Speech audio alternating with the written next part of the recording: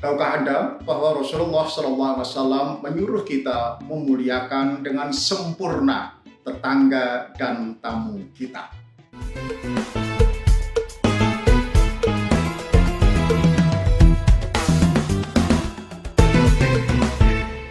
Assalamualaikum warahmatullahi wabarakatuh.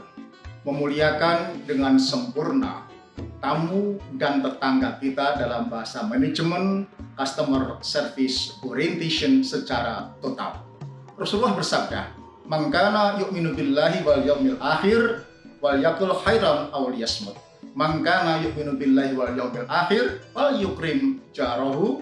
Hadis yang lain, wal yukrim dhaifahu. Barang siapa beriman kepada Allah dan hari akhir, hendaklah berkata yang baik atau diam. Barang siapa beriman kepada Allah dan hari akhir, hendaklah memuliakan tetangganya dan juga memuliakan tamunya. Dalam konteks dunia bisnis dan industri, tetangga adalah teman kerja yang berdekatan tempat duduknya dengan kita atau tetangga karena proses bisnis, aliran barang dan jasa yang sering berhubungan dengan pekerjaan kita. Bahasa lain, internal customer.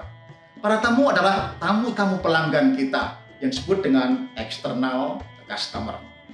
Perusahaan yang berorientasi pada pelayanan prima, pastilah di internal perusahaan itu tertanam kebiasaan melayani.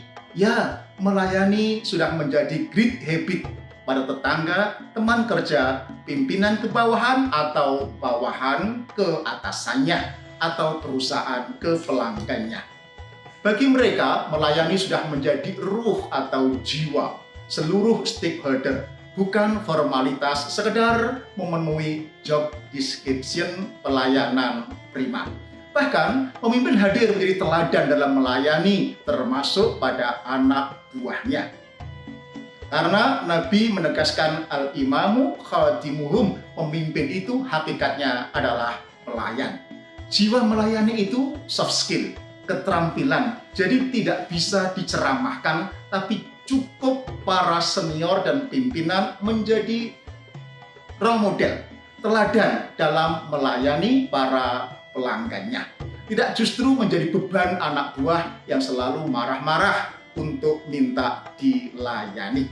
Nah, ketika saya menjadi direktur utama sebuah percetakan media, saya diapresiasi oleh kawan maupun lawan. Apa rahasianya karyawan kami kok loyal, engage, padahal gajinya standar-standar saja? Kami memuliakan tetangga, teman kerja, termasuk bawahan. Pertama, manajemen afsus salam.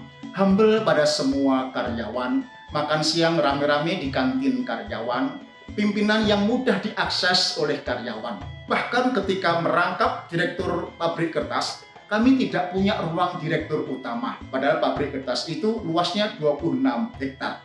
Kenapa? Pikir kami, membangun wibawa pemimpin tidak harus dengan jaim, jaga jarak karyawan seperti bos mafia.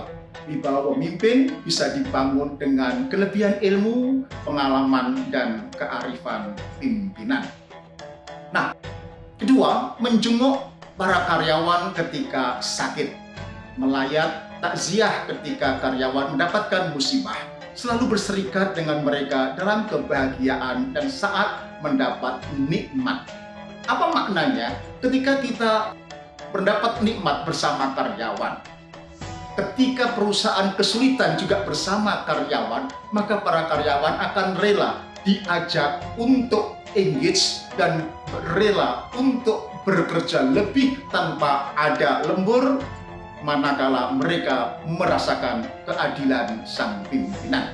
Yang ketiga, jangan pelit memuji.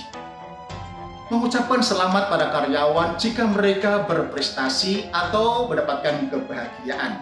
Kesannya ternyata sangat dalam dan lama tertanam. Suatu hari saya berhasil men-speed up PM2 dari hanya 160 ton per day menjadi 250 ton per day. Padahal sudah hampir setahun keadaan yang semacam ini. Saya dapat apresiasi dari Big Boss, Mas Huda, Mas Cahyo, Anda hebat.